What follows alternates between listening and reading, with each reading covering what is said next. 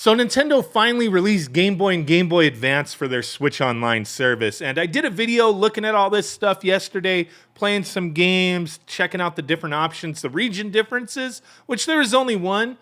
Game Boy Japan got some Mahjong game where we got Alone in the Dark. That was the only region difference that is out there currently. There will be others going into the future, but I saw a lot of comments asking, is this really worth it? Or like being confused in what you actually get for these different tiers of Switch Online memberships, right? So I want to do this video real quick, give you guys an idea, the basics of what you get, how things work, and is it worth it to me, and how you could save a buttload of money and get the Switch Online expansion pack for very cheap, in my opinion. But the basics. So Nintendo, they originally did tell us at some point they were going to charge us for Switch Online. And the bottom of what we got here was like, hey, we could play games online. Animal Crossing, Mario Kart, all that stuff, right? And you have to have Switch Online, you know, a membership in order to play these games online. You also got access to some apps and whatnot.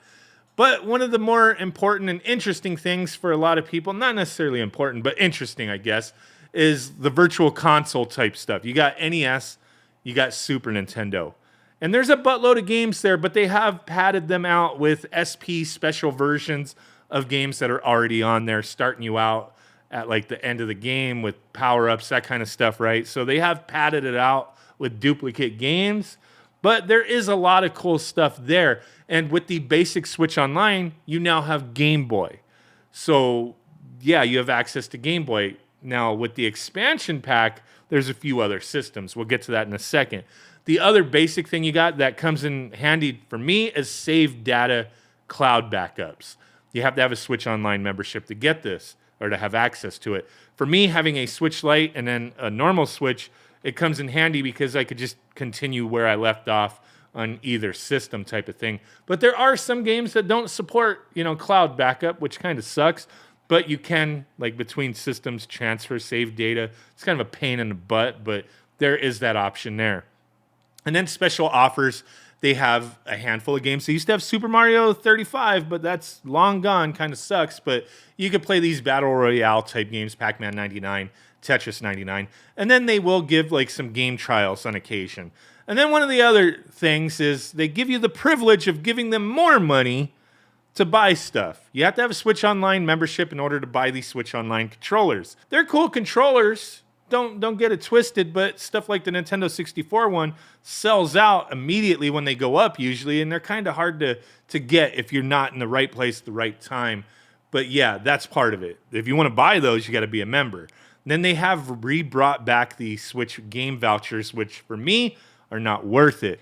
They are $99.98, and you get to pick 2 games. It's just games that are part of that list. And it can be worth it if you're into digital and you don't mind digital. But sometimes these games are cheap, like physical, like $39.99 type of thing. But if it's a new release game, like let's say Fire Emblem Engage and Splatoon 3 or Pokemon Scarlet or something, and you want those and you want it digital, yeah, you'll save some money. You'll save like $10 a game that way. But other games like Breath of the Wild, it's not worth downloading through that. So you could buy the game physical for like $39.99. all day, every day. It's been on sale quite often. And now with the expansion pack that you got to pay extra for, you get Nintendo 64 games, you get Sega Genesis games, and now Game Boy Advance, the games that they added with Game Boy Advance as part of the expansion pack.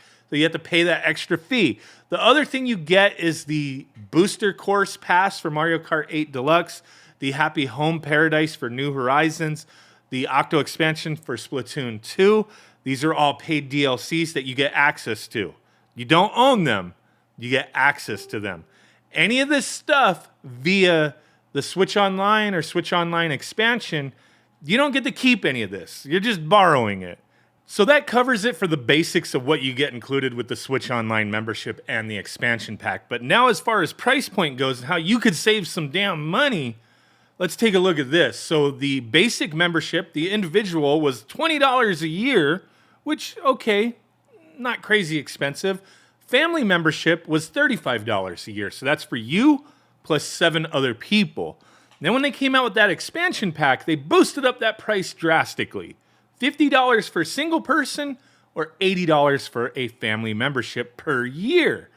Yeah, that's a lot of money. Some people couldn't justify the cost to get those extra benefits because just with the basic one, you got online gameplay. That's what a lot of people cared about.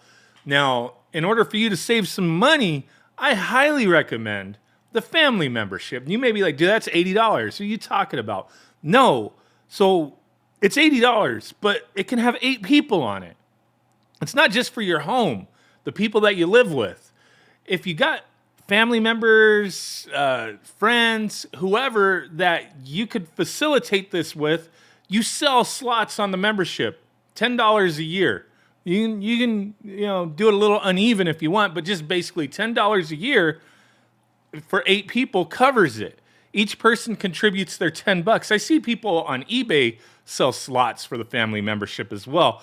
Now, I would only do it with people I trust just because I'd be worried like, oh, they might kick me off in a few months and then sell my slot to somebody else. You don't have to be worried about your personal information.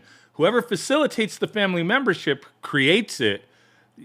They invite people to it. The only thing they get from you is your email address. You give them your email address, they put it into their group settings to invite you. You get an email, you accept the invite, you're now part of that membership.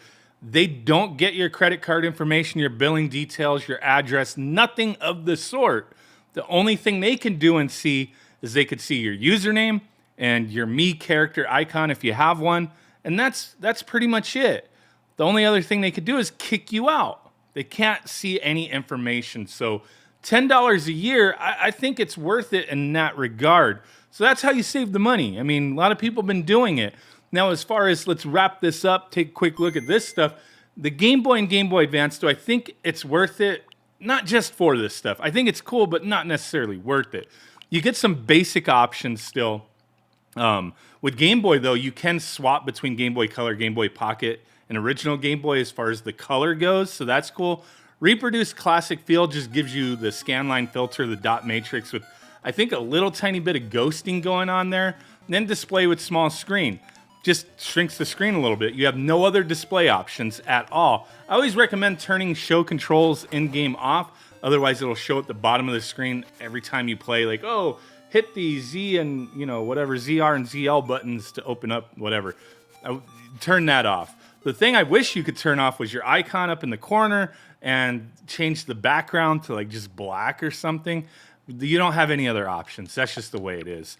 And then some of these games can be played online. On the Game Boy, only the Game & Watch Gallery 3 and Tetris can be played online.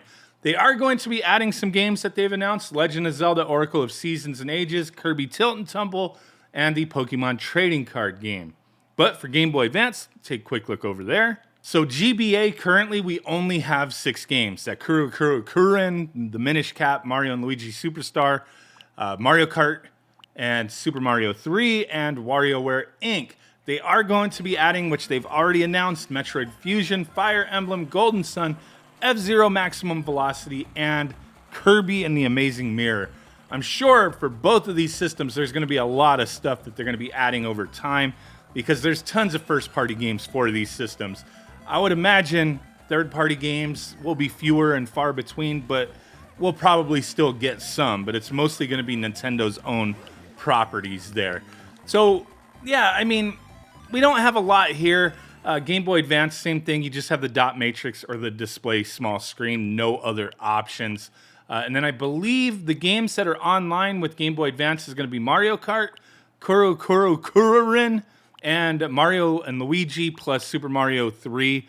I believe it's just because those games have the Mario Brothers arcade game in it, and you can play that online. But yeah, that's it for now. For me, I pay the $80 a year for the family membership because I have a lot of people on it. My sister, her kids, my kids, that kind of thing. And a lot of people are getting to enjoy it, so there's value in it for me and that thought. But if you could split up that cost with people, I think it's worth it. It's kind of tough, $50 to $80 a year just for yourself to enjoy it. I don't know, man. Hope this video was helpful, interesting maybe. Appreciate you guys. Catch you on the next one. Bye.